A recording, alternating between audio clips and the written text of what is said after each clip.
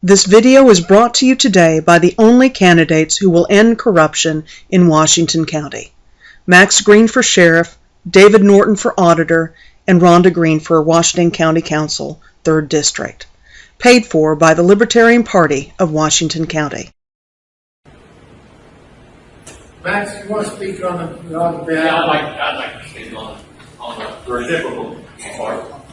My position. Max is on the land use committee and then been working with us from the start. My position is that if somebody builds a chicken or turkey house 100 foot from the center of the road, across the road from your house, if your house burns, you should be able to build it back. No questions asked. You shouldn't have to come in front of the board to say anything.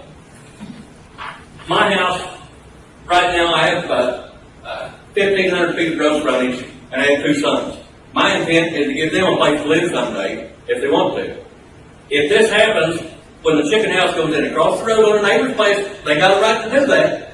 I don't feel it's fair that I should have to give up my property for them to, that I cannot let my kids live on. But at the same time, the confined feeding operator enjoys the right to build within the setback.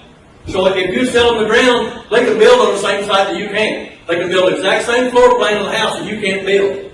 It's because whose name's on the title is whether they can build a house there or not if you're willing to sell them the ground. But they can wait 100 years waiting on you to sell them. You can't build there, but they can. That's my position, that a reciprocal should be, it should be set on your own property.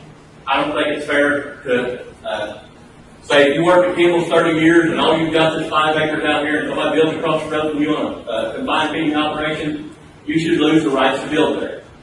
I don't think that's fair. I don't think it's fair for them to move right up next to you on the ground you've not quite built on yet. Everybody else got dreams too and aspirations on what they want to spend their money on. And you look at a bank account, it might be zero, but they got this little flat of ground. And just because they haven't went out and borrowed $1 million to put poultry houses in, they shouldn't be denied their right to their dream either. But that's the way I'm looking at it. And, everybody has to look at it the same way. I've talked to all 6 commissioner candidates. There's going to be the 2 next commissioners. And every one of them in agreement that they don't believe you should be able to take the other person's right away from them, just by virtue of moving in next to them. And so however you want to, take that into consideration, we're supposed to be getting something that the commissioners can agree to. When we get to the end, instead of having to say, well, we'll doctor this and back up to 100 this time, and next year we'll come out and try to add 300 back in. I think reciprocal needs to come off the table altogether. That's my position on reciprocal setbacks. Okay.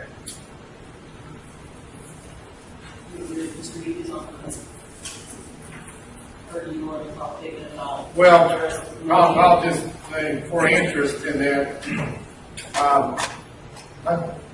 our whole intentions in this group is to make an equitable type of ruling that benefits all parties involved, not looking at one individual party over the other. And part of that is to be equal and in distances and parameters and rulings that we are putting in.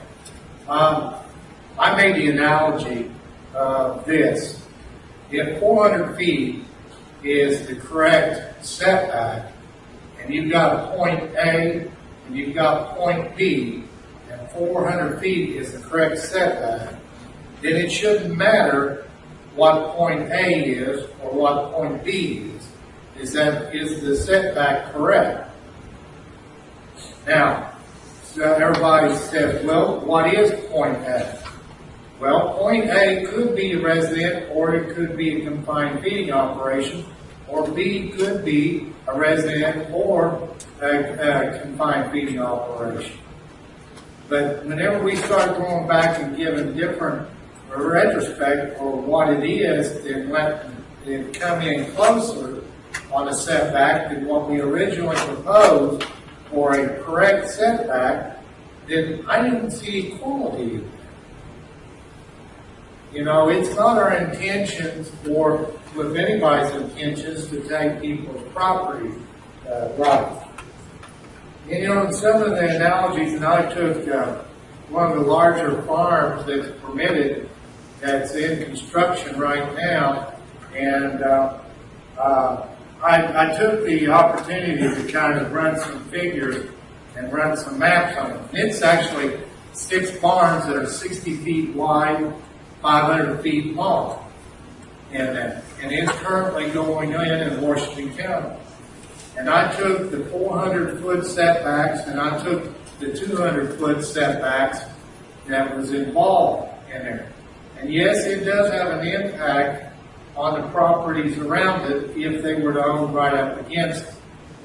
But the 200 feet that was proposed as far as from the county road took half of that setback already out. Max at one time had proposed that was going to impact with a single building or 2 buildings, going to impact about 66 acres. This building right here and this plan that they've got, the way these are set up, the whole project entails, if you take with all the setbacks, it's a total of 53.03. The total package with the setbacks and everything within inside of that. If you take out the part for the building and the internal roads in there, that's 8.96 acres. If you take from the 200 feet, it takes 27.32, that's the impact of the internal nucleus of the farm on the 200 setbacks. So the initial impact, if the borders of the farm or the land was right up on that edge of that line, if it was in that 200 feet, with this large farm would only impact 25 acres all the way around. You know, there's some unique situations with all pieces of property as far as where the location is and where a building goes in. What we're trying to do is get site locations where it's least populated, that it's in an agricultural area, and that agriculture is being done there. We do not want to see, and I don't think this would be the intention of anybody wanting to put a subdivision up against the confined feeding operation.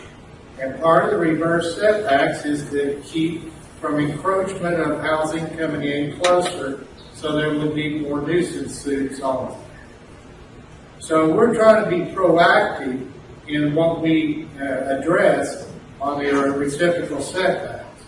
So, I mean, if the setback is a correct setback, then it should work both ways.